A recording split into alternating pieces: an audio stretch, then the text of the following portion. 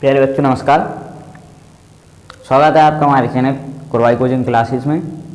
मैं आज आपके लिए लेके आया हूँ विषय सामाजिक विज्ञान के कक्षा 10 के महत्वपूर्ण वस्तुनिष्ठ प्रश्न।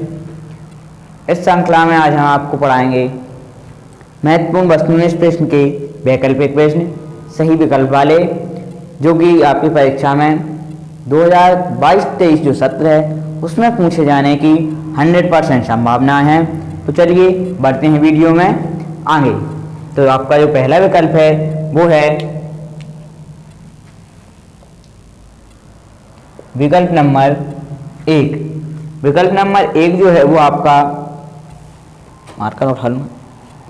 भारत में कितने प्रतिशत स्तनधारियों के लुप्त होने का खतरा है? क्या है विकल्प? भारत में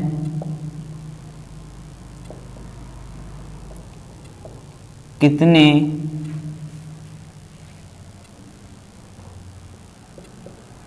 प्रतिशत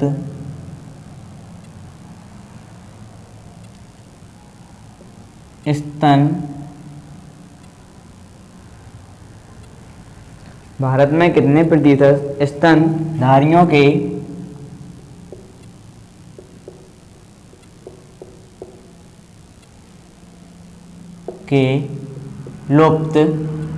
लुप्त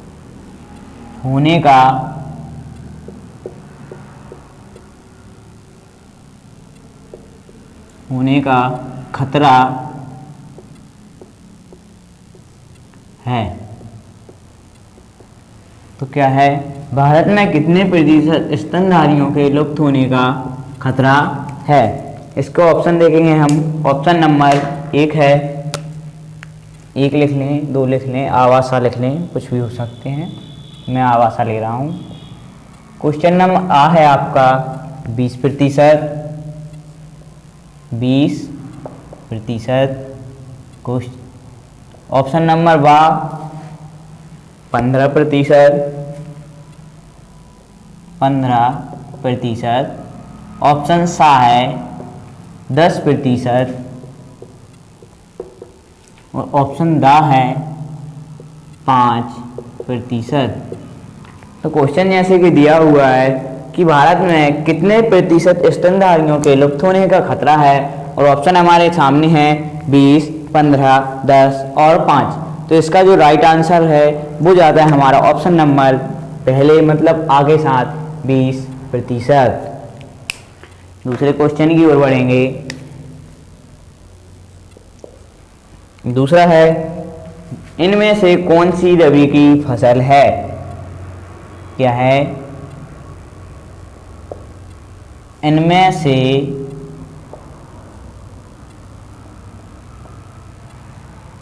कौन सी रबी की फसल है? इनमें से कौन सी रबी की फसल है? ऑप्शन देखेंगे हम, कौन कौन से ऑप्शन दिए हैं। ऑप्शन आ चावल, ऑप्शन बा मोटे अनाज,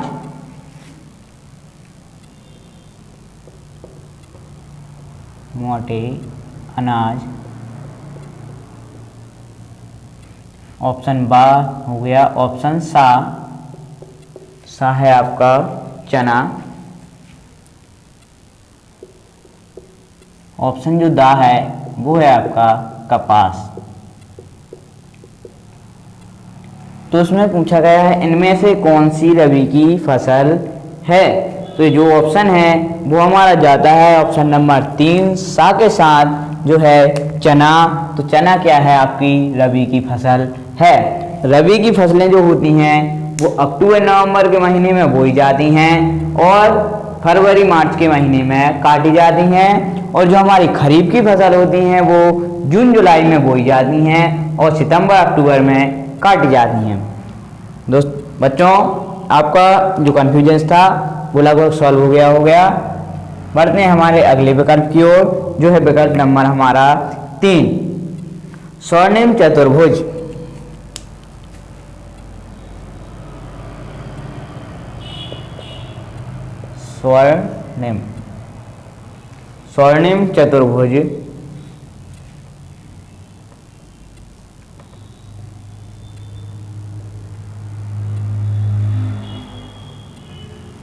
स्वर्णिम चतुर्भुज महाराजमार्ग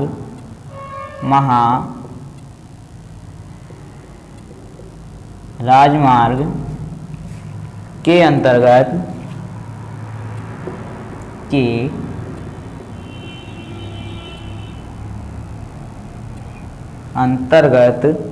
कितने लेन वाली सड़क परियोजना, कितने लेन वाली सड़क परियोजना, कितने लेन वाली सड़क परियोजना प्रारंभ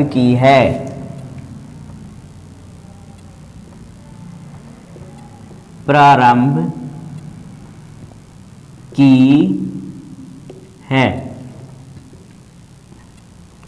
स्वर्णिम चतुर्भुज राजमार्ग के अंतर्गत कितने लेन वाली परियोजना प्रारंभ की है। ऑप्शन है आपके, आ वाला ऑप्शन जो है वो है 6 लेन वाली, 6 लेन वाली। ऑप्शन बा है आपका 5 लेन वाली, 5 लेन वाली। ऑप्शन सा है आपका 4 लेन वाली, और ऑप्शन दा है 3 लेन वाली।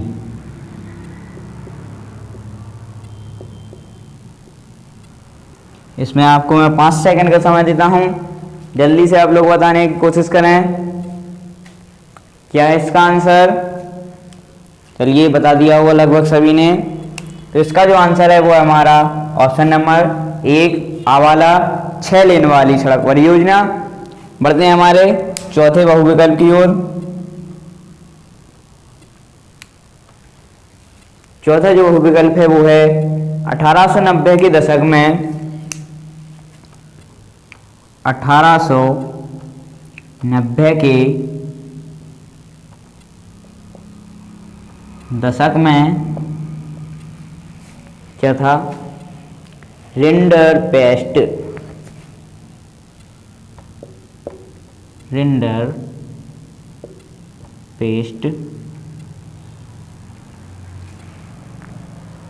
नामक बीमारी किस देश में फैली। नामक बीमारी किस देश में फैली। तो 1890 के दशक में रिंडरपेस्ट नामक बीमारी किस देश में फैली। ऑप्शन देता हूं, ऑप्शन नंबर आ है आपका न्यूजीलैंड। क्या है, न्यूजीलैंड। ऑप्शन नंबर सेकंड, या फिर आप कह सकते हैं बा, अफ्रीका।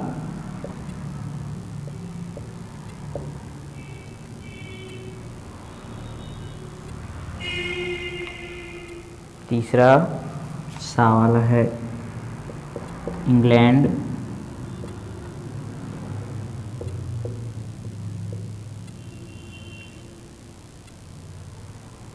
वो दा वाला है जर्मनी।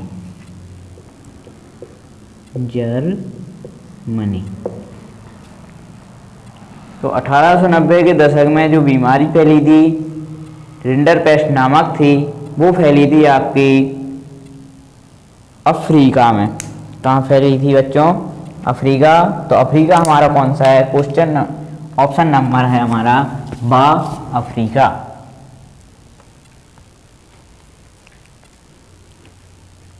अगला देखेंगे 5वां विकल्प, परीक्षा के लिए अति महत्वपूर्ण क्या है? भारत ने कब लोकतंत्र की राह पर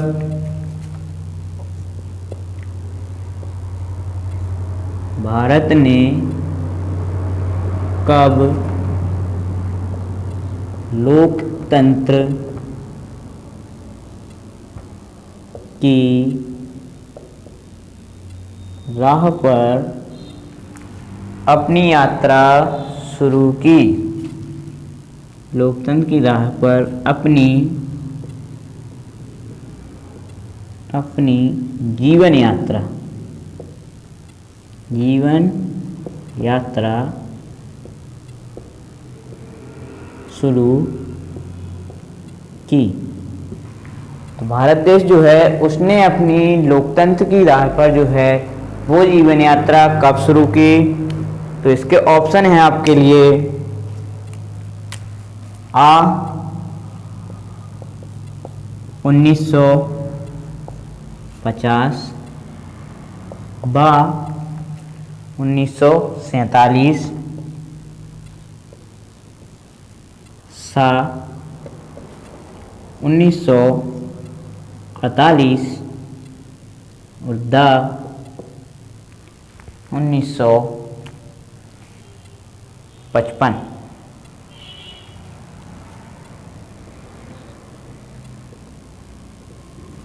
तो भारत ने लोकतंत्र की राह पर जो है अपनी जीवन यात्रा कब शुरू की थी? तो भारत ने लोकतंत्र की राह पर अपनी जीवन यात्रा आज़ादी के साथ ही शुरू कर दी थी। और हमारा देश आज़ाद कब हुआ था? तो वो हुआ था 1947 में।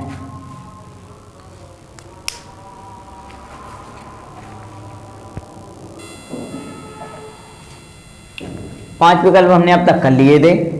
बढ़ते हैं हमारे छठवें विकल्प की ओर। छठवां विकल्प है संयुक्त राष्ट्र द्वारा मानव विकास सूचकांक किस वर्ष में प्रकाशित किया गया? तो जो संयुक्त राष्ट्र है उसने जो मानव विकास सूचकांक प्रकाशित किया था वो किया था सन 1995। ऑप्शन नंबर तीसरा यानी कि सा। बढ़ते हैं हमारे अगले वैकल्पिक प्रश्न क्रमांक 7। सातवां जो विकल्प है आपका वो है पृथ्वी का कितना भाग जल से घिरा है?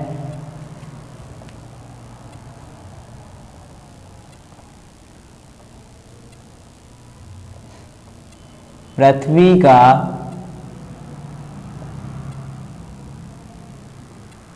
कितना भाग जल से घिरा है? तो पृथ्वी का कितना प्रतिशत भाग जो है या कितना भाग जो है वो जल से घिरा है? इसके मैं आपको ऑप्शन दे देता हूं और इसका आंसर आपको मुझे कमेंट बॉक्स में बताना है। तो ऑप्शन है आपके 1/4, 1/4,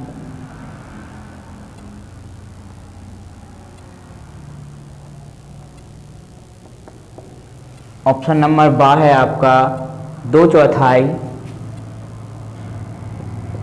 2/4।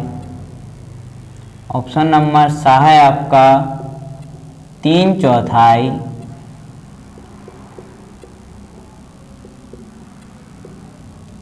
या फिर ड वाला है आपका कोई नहीं।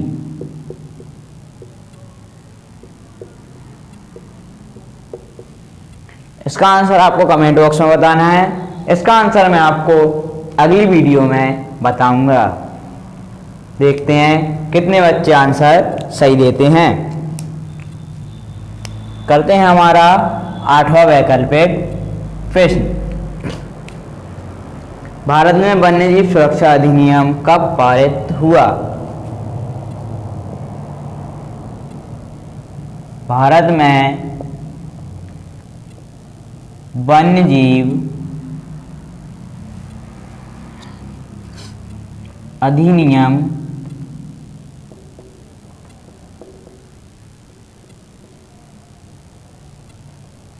कब पारित हुआ? बच्चों, जो वन्यजीव अधिनियम है वो भारत में कब पारित हुआ था? तो इसके लिए ऑप्शन है आपके 1972, 1972, ऑप्शन बा 1971, 1971, ऑप्शन सा 1917, 1970 एंड ऑप्शन द है 1968। तो जो था वन्यजीव अधिनियम वो कब पारित हुआ था? तो इसका जो आंसर है वो है 1972, मतलब ऑप्शन नंबर आ 1972। तो हमारा जो वन्यजीव अधिनियम है वो कब पारित हुआ था? 1972 में पारित हुआ था भारत के अंदर। अगला क्वेश्चन नंबर है 9। क्या है नंबर क्वेश्चन? देश का मतलब यहाँ पे भारत से है। देश का सबसे पुराना कृत्रिम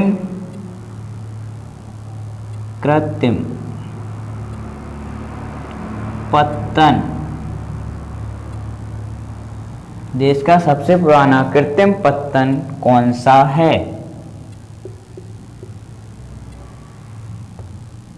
कौन सा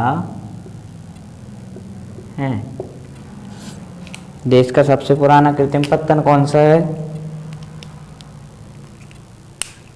ऑप्शन नंबर आ, ऑप्शन नंबर आ है आपका चेन्नई।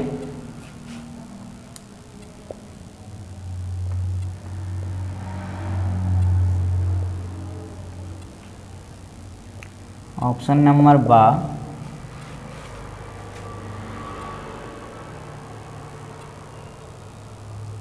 तूतीकोरिन।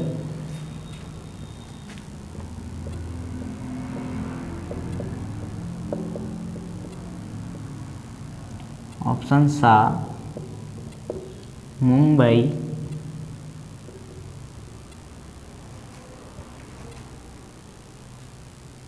और ऑप्शन द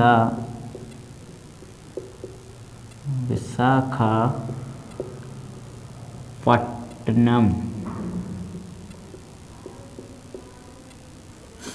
तो हमारा क्वेश्चन जो है वो है देश का सबसे पुराना कृत्रिम पत्तन कौन सा है? तो जो हमारा देश का सबसे पुराना कृत्रिम पत्तन है वो है हमारा ऑप्शन आ, अर्थात चेन्नई। बढ़ते हैं अगले वैकल्पिक प्रश्न नंबर 10 के लिए।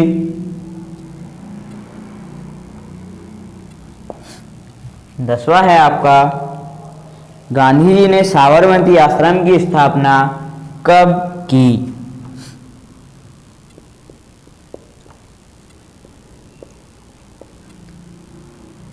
गांधी जी ने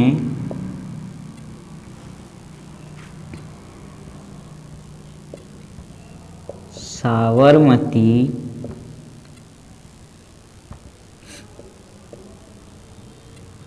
आश्रम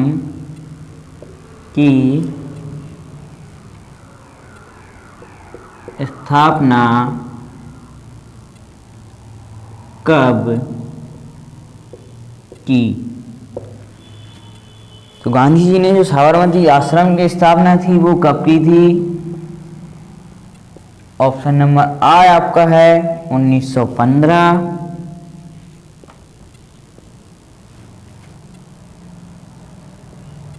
ऑप्शन बा है आपका 1916,